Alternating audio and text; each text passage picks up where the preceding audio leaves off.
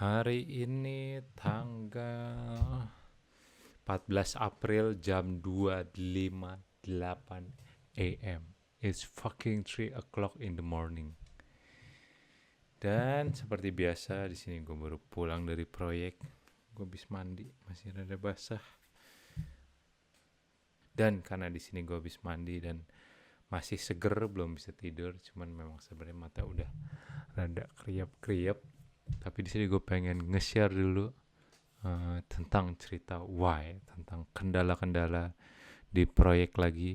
Cuman sekarang di sini lebih ke sebelum kita ngerjain proyek, teman-teman. Sebelum kita ngerjain proyek, ini sebenarnya kendala yang sering dialami lah sama tiap kontraktor kalau misalkan belum mulai si proyeknya tersebut. Yaitu kendalanya adalah untuk seorang desainer itu tidak memberikan material list yang sudah ada tipenya. Misalkan di sini untuk finishing itu ada banyak ya, ada finishing lantai, ada finishing partisi, ada finishing ceiling, dan juga ada furniture. Nah, di sini misalkan dia hanya memberikan 3D. Ini cukup sering terjadi sekali lagi, terutama untuk di dunia kontraktor, di mana desainer tersebut memberikan 3D, kemudian memberikan renderan, tapi di sini dia nggak memberikan tipe daripada material-material yang dia render. Contohnya misalkan lantainya itu ada motif semen, nah dia nggak tulis mereknya apa. Terus kemudian misalkan dia nggak cantumkan mereknya, di situ dia bilang udah deh bapak cariin aja, yang penting murah. Jadi di sini misalkan gue jadi kontraktornya, oke gue cari. Setelah gue cari, kemudian gue kasih tunjuk, kemudian dia tidak cocok dengan motifnya. Mohon maaf nih, kalau misalkan gue udah cariin yang murah, gue kasih motifnya terus lo nggak suka, ya seharusnya lo yang nyari dari awal dong. Maksudnya kan gitu kan. Kan kalau misalkan udah desainer yang nyari dari awal, udah tahu mereknya apa, kemudian juga dari budgetnya berapa, kan langsung gampang sih kontraktor tersebut. Nggak usah bolak-balik tektokan mengenai teksturnya lah, motif urat si marmernya misalkan cocok enggak, kan nggak wasting time untuk hal-hal yang sebenarnya sangat sepele ya teman-teman. Sebenarnya kalau misalkan dari desain tersebut udah tahu materialnya, bahannya apa aja, dia udah ada katalognya masing-masing brand, udah dia tinggal pilih aja kan langsung motifnya. Kemudian selain lantai misalkan di sini furniture juga cukup sering terjadi, yaitu adalah tipe HPL. Jadi dari 3D itu dia hanya ngasih oh ini motifnya kayu yang muda, kayu yang tua, atau misalkan warna marmer, cuman dia nggak tulis nih brandnya dari tipe apa. Ini by the way jerawat gue gede banget ya. Ya, tadi sampai mana ya? Ya, dia nggak tulisin kan tipe HPL-nya apa. Kemudian kalau misalkan kita cariin yang tipe murah, terus kita suguhkan si HPL tersebut murah nih, ini HPL yang paling murah, tapi motif kayunya adanya seperti ini.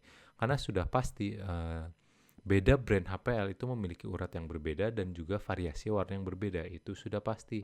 Maka dari itu jangan main asal murah. Kalau misalkan si desainer tersebut bilang yang penting murah, ya udah kasih aja nih, yang murah adanya segini, mau gak? Kalau misalkan nggak mau, ya udah lu cari sendiri lah. Intinya kasarnya seperti itu. Nah, kalau misalkan dari desainer tersebut untuk tipe-tipe materialisnya itu udah lengkap, misalkan dari brandnya, kodenya, dia udah tahu semua, dia udah terapkan di SketchUp-nya, kan akan jadi sangat mudah sekali untuk si kontraktor tersebut mengquote atau menghitung harga daripada proyek tersebut. Karena kendalanya di sini ketika desainer kasih 3D, kasih renderan, terus misalkan aja ya, misalkan klien tersebut minta harga dengan cepat, minta estimasi harganya tuh cepat, sedangkan belum ada brand daripada material-materialnya. Nah, itu akan sangat menyulitkan sekali bagi kontraktor yang kecil. Nah, di sini gue garis bawahi lagi adalah kontraktor yang kecil. Kenapa? Karena kalau misalnya di kontraktor yang gede, dia udah ada nama, dia akan langsung patok udah harga mahal aja nih, harga segini. Harga furniture pakai HPL yang mahal semua. Ntar kalau misalkan ternyata pakai HPL-nya itu yang bawah-bawah ada yang cocok dengan motifnya, ya udah tinggal pesan aja HPL yang murah, orang harga jualnya udah tinggi. Nah, ini adalah salah satu keuntungan kalau kontraktor tersebut sudah memiliki nama, sudah besar ya teman-teman. Nah, di sini akan sangat menyulitkan sekali bagi kontraktor yang masih kecil. Dia kan harus ngitung sesuai dengan, ya udah nih HPL-nya sekian lembar, harga HPL-nya 100.000. Kalau misalkan yang mahal harga HPL-nya sampai ada 700-800.000. Nah, itu kan akan jadi perhitungan yang sangat beda sekali untuk furniture tersebut. Kemudian di sini kendala berikutnya bagi si desainer, karena gue pernah kerja di biro juga, adalah motif-motif yang terdapat di Google ataupun Pinterest ataupun di website-website tekstur lainnya. Dia tuh hanya memberikan tekstur yang bagusnya, hanya memberikan tekstur yang bagus, sehingga tidak ada, ya memang tidak ada rujukannya dia ke HPL yang tipe apa, HPL tipe apa. Ya dia tuh memang nyari warnanya. Kalau misalkan website tekstur, ya dia bikin coklatnya rada merah, oke ini tekstur satu. Kemudian dia bikin coklatnya dia yang rada Jepang-Jepangan, yang lebih muda, dia bikin satu. Ya karena website tekstur tersebut tidak memikirkan harus pakai tipe-tipe seperti apa.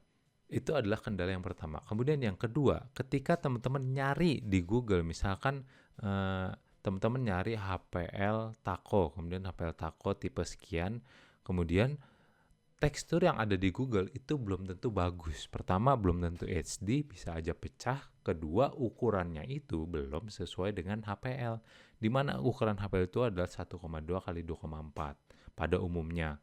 Nah, kalau misalnya teman-teman cari di Google, bisa aja gambar tersebut hanya misalkan 300 kali 600. Kan itu akan jadi pecah sekali ketika kita proporsionalkan di SketchUp-nya, teman-teman. Nah, maka dari itu, kendala yang seperti ini di mana teman-teman susah nyari materialnya di Google yang material yang bagus dan disesuaikan dengan material yang ada di Indonesia, problem tersebut itu bisa diselesaikan dengan satu cara, yaitu adalah namanya plugin Soma. Teman-teman pasti tahu lah yang namanya plugin Soma. Dia tuh gampang banget. Jadi di plugin Soma tersebut udah ada nih untuk HPL Taco tipe ini, dia tuh udah siapin nih yang ukuran 1,2 kali 2,4, kemudian udah bagus dan sebagainya dan sebagainya. Ntar gue akan contohin deh itu.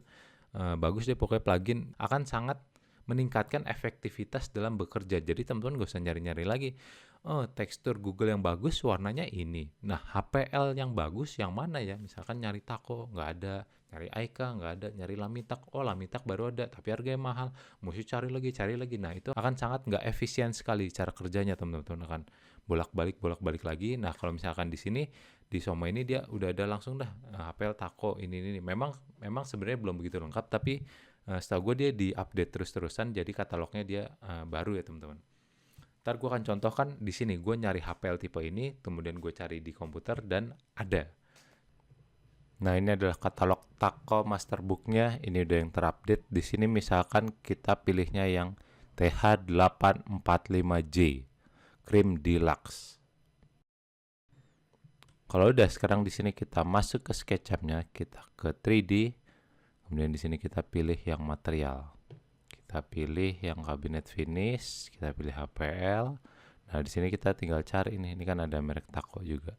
TH485J. Kalau misalkan teman-teman males ngecekin si kodenya, teman-teman bisa search juga nih. Nih, misalkan di atas ini 845. Nih, langsung keluar dia. TH845JG atau TH485J Cream Deluxe. Ini Cream Deluxe yang gloss. Kita tinggal klik. Ntar kita tinggal warnain deh di SketchUp-nya kita. Ini contohnya seperti ini. Ya teman-teman, udah kelihatan kan ada sambungannya, bahwa dia tingginya 2,40 m. Jadi udah pasti ada garis sambungannya.